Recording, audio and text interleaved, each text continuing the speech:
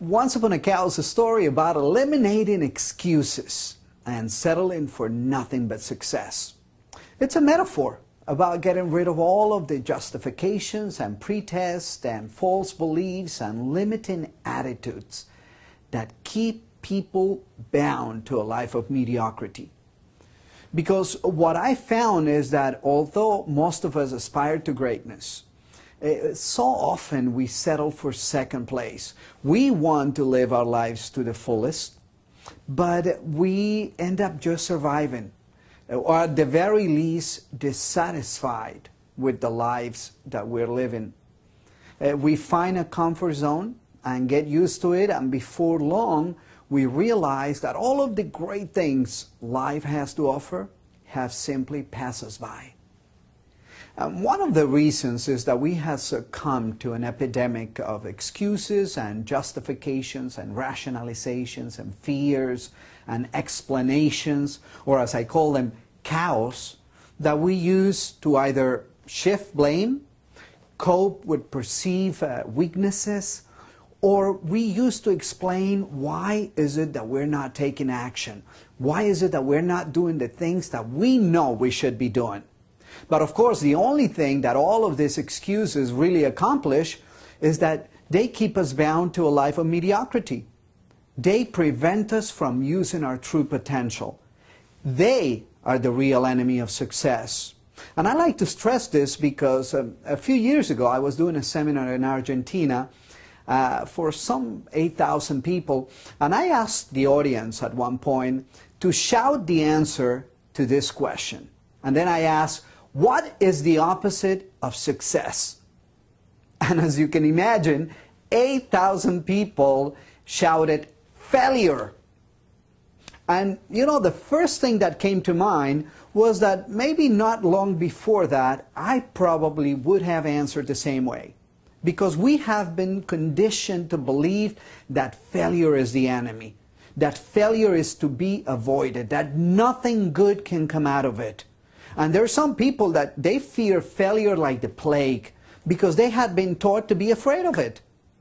But then I examined the lives of entrepreneurs and discoverers and inventors and composers, men and women who have shaped really the history of mankind. They had their share of failures.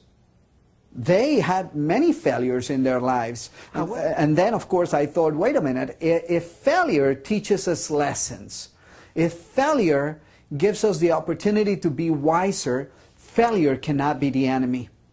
It cannot be the enemy. On the contrary, failure could be then stepping stones to a successful career. Because if it wasn't for our failures, maybe we would not have learned lessons that we need to learn or change habits that need correcting. Right there and then I realized failure is not the enemy, as most people think. It's mediocrity. Because you see, there is nothing to be learned from mediocrity. In fact, when we settle for second place, the learning process stops. Successful people have at least one thing in common. They don't make up excuses to explain why things are the way they are. They don't complain about the way things should be. They simply accept responsibility for their success and they take action. You know, sometimes people ask me, why a cow? Well, the cow happens to be the main character of the story. This is a story of a very, very poor family who lived in this rundown little shack. The structure was at a point of collapse. Water leaked through the roof. In other words, a complete state of poverty and destitution. But oddly enough, the people had a most unusual possession, considering their circumstances. They own a cow. And the cow gave them two things. First, it gave them the milk, which was the only food with any nutritional value they had. But it gave them something even more important. It gave them the feeling that at least they were not in complete misery. Because after all, they had a cow. You know, they had this attitude of, hey, don't complain. At least you have a cow. You should count your blessings. There are a lot of people in worse situations than you are. One day, the unthinkable happened. Somebody killed their cow. And the first thing that comes to mind is that if they were poor when they had their cow, imagine what's going to happen now that they've lost it. They'll probably die as well. But you know what I found is that when people find themselves in this kind of predicaments, when they have hit rock bottom, when they're facing this do or die situations, they usually do. They find a way to bounce back. And that is exactly what this family did. They cleared this little patch of dirt behind their house and they planted some seeds so that they could have something to eat. And that is how they survived during those first few months. But after a while, they had enough for them to eat, so they sold the rest to their neighbors. And with that money, they were able to buy more seed.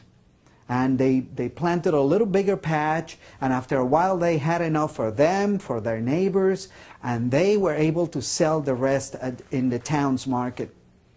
And so, little by little, they were able to improve their living conditions, eventually building a better house, until they found a way to a successful and fulfilling life.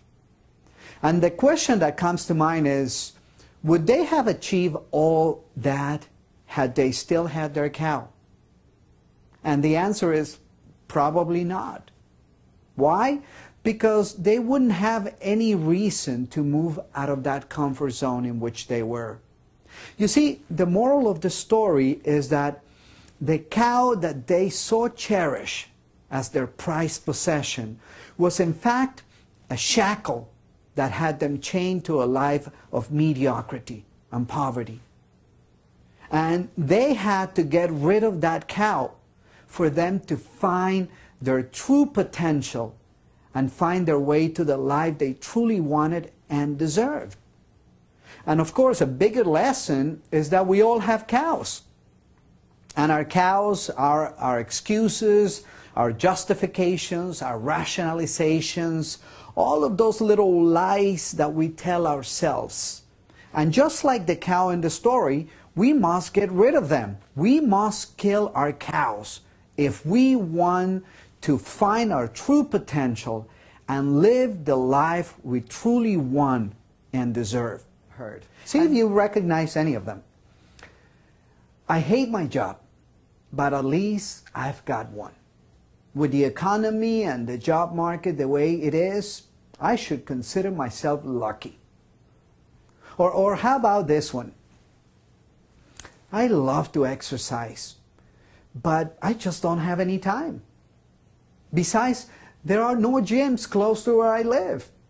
And even if there were any gyms, I don't think I could afford a gym membership right now. And even if I could, I am so out of shape that I'd probably be doing more harm than good. Besides, I already get enough exercise at work. Do you see that? There are at least 5 or 6 cows right there in that little sentence. So, what do we do to get rid of all of our cows? Well, in the last chapter of the book, I share with you a 5-step process that will help you do just that.